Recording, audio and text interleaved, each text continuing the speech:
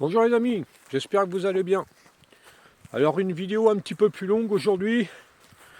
J'ai fait quelques shorts cette semaine. Aujourd'hui on va faire une petite vidéo un petit peu plus longue. Alors n'hésitez pas à vous abonner, je le dis jamais parce que j'y pense pas.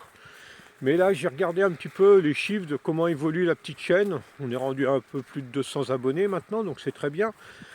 Mais j'ai regardé les chiffres hier et il y a un nombre énorme de gens qui regardent et qui font pas la démarche de s'abonner, d'activer les notifs. Donc n'hésitez pas à le faire, à rejoindre la chaîne, ça coûte rien. Et puis pour moi c'est sympa quand même de voir qu'il y a des gens qui s'intéressent réellement à ce que je propose. Merci d'avance. Alors le sujet d'aujourd'hui, eh bien on va s'intéresser à une proposition de défense sur agression qui vient pas du Krav Maga. Ça existe en Krav Maga, j'ai déjà vu ce type d'exercice, de proposition. Mais là en l'occurrence c'est quelqu'un du Silat qui fait cette proposition-là et qui, je vais vous le démontrer, eh bien, propose une solution dans ce type d'agression où il y a énormément de problèmes. Et je vais vous détailler pourquoi. Alors, sur cette vidéo, qu'est-ce que l'on voit?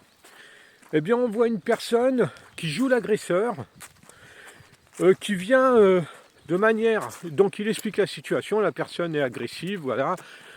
Elle vient vers lui de manière agressive, elle rentre dans sa distance, elle pousse, et ensuite elle saisit au col. Elle saisit au col, ici, une poussée et une saisie. Et là, eh bien, la personne qui a cette chaîne YouTube, pratiquant de Silat, un instructeur, il propose en premier lieu, eh bien, de venir bloquer la main qui a saisi le col. Première erreur pour moi. Il était agressif, il est arrivé une première fois en poussée, puis pratiquement simultanément une saisie, était toujours resté dans l'axe. Pour moi, c'est une première erreur. Ensuite, mais disons qu'il n'y a pas moyen, on va dire qu'il n'y a pas eu moyen de désaxer, on est dans un milieu très restreint, un couloir ou quelque chose comme ça. Bon bref, il n'y a pas moyen de désaxer, on est obligé de rester dans l'axe. Soit on reste dans l'axe. Ensuite, il y a eu la saisie. Et presque simultanément, pratiquement simultanément, il propose de frapper le bras qui a saisi en bloquant la main qui a saisi. C'est-à-dire, il bloque la main avec la sienne, puis il frappe le bras, le même bras qui a saisi. Alors il y a un point très important en rue, et c'est pareil en combat, quand on fait du combat sportif ou ce que vous voulez, c'est le timing. Et ça, c'est extrêmement important, le timing. C'est ce qui fait souvent que vous allez vous sortir d'une situation de manière efficace ou pas, et que votre coup va être efficace ou pas, aussi que votre coup va être efficace, le timing. Et là, eh bien, le timing n'est pas du tout bon, et je vais vous expliquer pourquoi. À partir du moment où il a saisi la main de l'autre, où il a bloqué la main, il explique qu'il bloque pour garder l'autre dans la distance. À partir du moment où il a bloqué la main, il y aura réaction du mec, de l'agresseur. Il a un deuxième bras, lui, il lui reste 2 jambes et un bras. Et puis sa tête aussi. Donc ça, il ne faut pas l'oublier. Donc le temps que vous perdez à bloquer cette main, c'est du temps que vous lui donnez pour enchaîner autre chose. Le timing, il n'est pas bon. Moi, personnellement, cette main-là, elle est occupée à me tenir. J'en ai strictement rien à foutre, ça lui fait un bras en moins pour me frapper. Moi, j'ai toujours mes 2 bras et mes 2 jambes. Cette main-là, elle me tient, je la laisse, je m'en fous, elle est occupée, je sais que j'ai plus rien à craindre de ce bras-là. Alors on va me dire, oui, mais avec ce bras-là, il peut tirer vers lui. Ah bah super, moi ça me plaît ça. je vais pas aller contre ça, qui m'attire vers lui, je vais lui rentrer dedans, pleine distance, pas de problème, ça m'arrange. Il peut tirer, je vais pas lutter, aller contre, je vais me servir justement de ça, du fait qu'il tire vers lui, pour rentrer, pour aller lui bouffer la gueule, ou pour lui foutre un gros coup de tronche. Bon bref, moi personnellement ça m'arrange. Hein, tu fais de la boxe taille, tu te clinches et tu le finis au genou. Pas de problème, au contraire. Donc c'est pas parce qu'il tire qu'il faut pas se servir de cette énergie-là pour justement mettre quelque chose en place pour le dégommer. C'est pas. Donc moi, cette main-là, elle me tient, je m'en fous, je m'en occupe pas. Et le temps que la personne prend pour frapper le bras, eh bien évidemment, dans le timing, c'est pas bon. Frapper le bras, c'est pas ce qui va le mettre hors jeu, justement, parce qu'il lui reste encore un bras et encore deux jambes et sa tête. Donc, encore une autre erreur. À la première poussée, il est agressif. À la première poussée, il y aurait dû y avoir réaction. Obligatoirement, il y aurait dû y avoir réaction. Il y aurait dû y avoir quelque chose de mis en place pour que l'individu soit plus un danger. Bon, bref, ça c'est fait comme ça. L'action continue. C'est-à-dire, il a bloqué la main, il a frappé le bras. Là, il vient faire une frappe au corps avec la main qui tenait le col. Il vient faire une frappe au corps et il ressort de la distance. Et il explique ça en disant que le but, c'était pas de dégommer la personne. Le but, c'était de retrouver une distance de combat. De ne plus être en danger, de retrouver une distance de combat. Ça, c'est une erreur fondamentale. À partir du moment où tu as engagé une action, cette action, elle doit aller jusqu'à ce que l'individu ne soit plus un danger pour toi.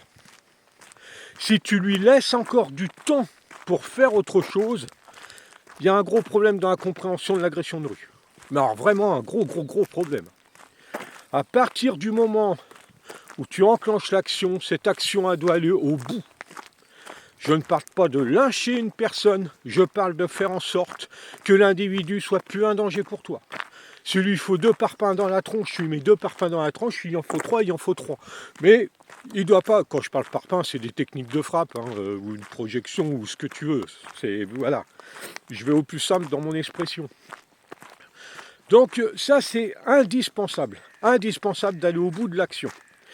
Parce qu'en faisant ce qu'il vient de faire, eh bien il a fait beaucoup d'erreurs déjà, mais disons que ça avait marché.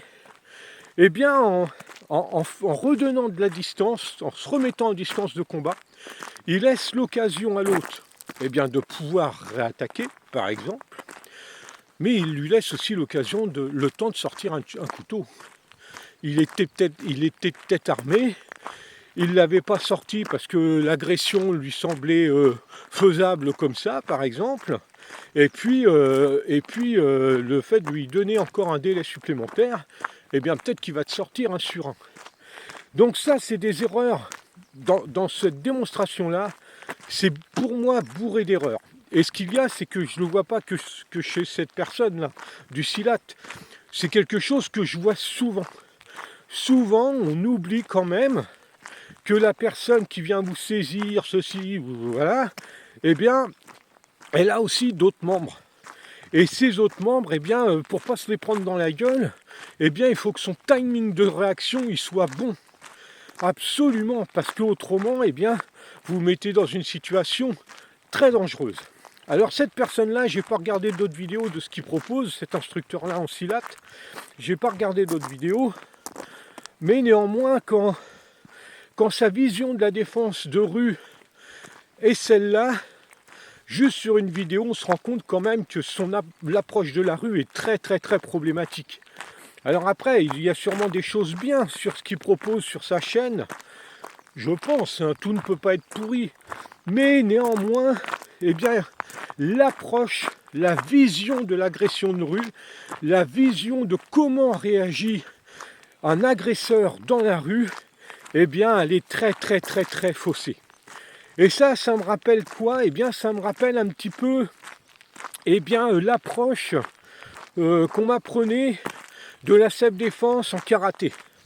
Je rappelle pour ceux qui ne savent pas, moi je viens du karaté, j'ai pratiqué près de 20 ans donc en karaté.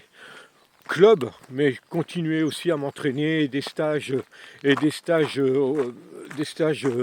autres que lorsque j'étais en club. Bon bref, le karaté, j'y ai passé quand même quelques petites années.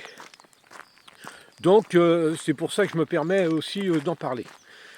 Donc ça me rappelle justement cette self-défense qu'on apprenait en karaté, mais qui néanmoins était logique parce que c'était une approche technique. Et ça, c'est extrêmement important de le souligner. Quand tu as une approche technique de ce que peut être une self-défense, eh bien, ça ne te pose pas de problème parce que tu sais que le travail que tu fais, il ne va pas être possible de le retranscrire tel quel en situation réelle. C'est simplement pour un travail, pour mettre de la technique en place dans des situations données, et ces techniques peuvent éventuellement, même grandement, être utiles le jour où une situation se présente. Mais après, une fois que tu as fait ce travail technique-là, eh bien, il y a tout un travail de réalisme à mettre en place. Donc là, ça me fait penser à un travail technique qu'on me faisait faire en karaté, que j'ai fait très longtemps, mais sauf qu'il est présenté comme bien souvent, eh bien, comme quelque chose de transposable en rue, et on se rend compte eh bien, que là, c'est bourré d'erreurs, et d'erreurs dangereuses, et je pense que c'est parce que cette personne-là, eh bien, elle a eu un instructeur, eh bien, où on lui a pas donné un langage précis sur ce qu'il faisait. On lui a pas transmis qu'en fait, eh bien, on lui avait transmis un travail technique, mais que c'était pas transposable tel quel en rue, et qu'après il fallait faire de la mise en situation avec du vrai réalisme. C'est-à-dire que la personne qui t'agresse, eh bien, elle veut te démonter la gueule pour te dépouiller. Elle va pas te saisir et attendre. Elle va te saisir, te mettre un coup de tronche, te saisir, te frapper. Bon bref, elle va pas rester inactive après cette saisie. Je rappelle quand même, je l'ai déjà dit, mais ça me paraît important de le dire, ce type d'agression où il y a des saisies comme ça, c'est pas deux mecs bourrés dans un bar. C'est quelqu'un qui vous saisit pour vous agresser, pour vous démonter la tête, pour vous dépouiller. Donc c'est un point important qu'il faut prendre en compte. Et même si dans son approche, c'était la saisie pour vous mettre un coup de pression sans éventuellement vous frapper, néanmoins vous êtes en danger et votre réaction ne doit pas être le blocage de la main et de frapper le poing et de frapper le bras, parce que là vous lui donnez dans son timing à lui, il aura eu le temps là de décrocher et vous, à cette distance là, vous allez vous faire bombarder la tronche. Donc voilà, un petit débrief sur cette vidéo. Alors s'il y en a qui me disent oui, tu devrais mettre les liens de cette vidéo là, non, je ne mets pas les liens des vidéos. Pourquoi? Eh bien parce que quand on met le lien d'une vidéo, eh bien c'est comme si on attaquait la personne qui a fait cette vidéo là. Et cette personne là, ça la met en porte-à-faux. Et moi j'aime pas ça parce que je ne critique pas la personne, je critique les techniques proposées. Et je pense que cette approche est plus réaliste de critiquer les techniques proposées, parce que la personne, elle a été entraînée par quelqu'un, et ce qu'elle fait, elle est persuadée que ce qu'elle fait, eh bien c'est bien, que ça fonctionne. Même si ce n'est pas le cas, tout ça parce qu'elle ne remet pas en cause ce qu'on lui a enseigné. Et ça peut se comprendre quand on pratique les disciplines de combat. Eh bien, notre entraîneur, on le met souvent sur un piédestal, et remettre en cause ce qu'on a appris, eh bien, c'est pas obligatoirement évident. Mais voilà ce que je voulais partager avec vous. Donc, je vous le répète, les amis, n'hésitez pas à vous abonner. Et puis, je vous dis à bientôt pour une vidéo un petit peu plus longue. Allez, bye!